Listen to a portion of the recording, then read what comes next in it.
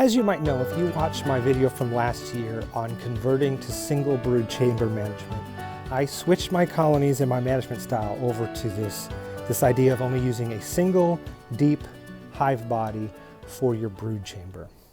And I wanted to update you on what I discovered, the pros and cons, and the failure I had in using single brood management. So first, what I liked about it. Just as I hoped. The benefits that I thought I'd see, I definitely saw. Primarily, the ease of doing an inspection when you have only a single deep box, the ease of finding the queen when you need to locate her. Say you're doing, obviously you don't need to find the queen every inspection, but if you're doing a mite wash and you want to make sure you don't accidentally add your queen to that alcohol wash, it's really easy when you only have a single deep box. It might seem like it'd be just twice as easy, but it really is way more than that. I assume it's because when you're doing two deep boxes, for me anyways, I don't have a complete confidence I'm going to find her in the first one I'm going through, so maybe I'm not looking as closely. Also, the queen can move between boxes while you're inspecting that top box, and so it really is many times easier, I found, to find the queen when it's necessary. It's a lot easier to treat when you need to treat because you have one deep. A lot of Varroa treatments are dependent on how many hive bodies you have or how many frames, and it's a lot easier to assess and to locate that treatment right on the brood chamber if you just have one. Also, assessing the queen's laying pattern I found was easier because when there's two deeps, you might have a couple frames of brood in the top box and then more in the bottom, and you're inspecting one and it doesn't look like there's as much brood up here as there should be. Then you find the other box and you're like, oh, well, there it is. When it's all in one, I found it's easier to do a quick assessment of the queen's quality and the brood pattern. For the cons, the only thing I really struggled with, I didn't have increased swarming, and maybe it's because it was my first year, and I know that's a big concern with a lot of people. So I don't have a lot of feedback. I'd have to do this over more seasons to really know if I have more trouble with swarming. I didn't last season, but I was converting to it, so that could be it. I always do make sure I super early and often. But one of the drawbacks is always working real low and having to remember to crouch down rather than bend over. People who have done this for years have come up with little stools they sit on and even ways of tipping the supers off to access that box easier. Paul Kelly has that system down. I didn't come up with a good system for that, so I was stooping or crouching. That's something I need to work on, something to make it easier for inspecting that box. But that's really the only negative of the method I had. Now, why do I say failure? I had a big failure, and I say because it's not the method. What happened was, part of this method is to feed heavily in the fall so that your bees can fill that single brood chamber with nectar and have the resources they need for winter. Well, I was planning to do that. I'm not a big feeder, so it's hard for me, but I even talked to Paul Kelly about that and asked him, and I said, could I just leave a super on and leave that for the bees?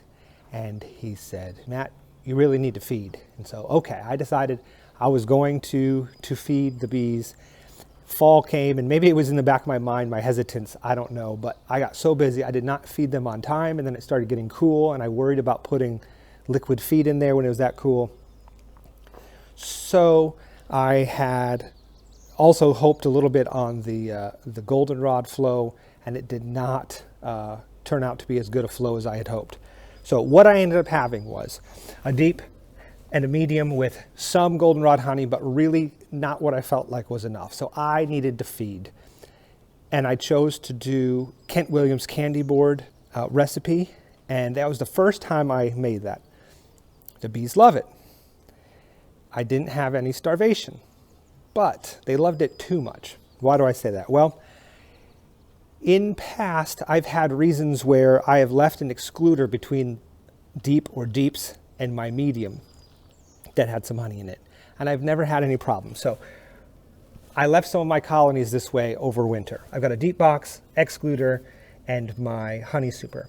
And even if the bees moved up, the cluster was in both boxes, so the queen was okay. I've never had any losses with this. I'm not saying to do it, but where we are in Kentucky, it doesn't get that cold. And I've never had any issues the times I've used an excluder over winter before. However, I've also never used a candy board. And what I found was with that empty super on top with the candy board in it, the bees were so drawn up. Instead of a nice ball here, they were all in there and came through the excluder. And in doing so, of course, what happens? They leave the queen behind. How do I know this happened? Well, I came out of winter with the colonies that I did leave a queen excluder on, queenless.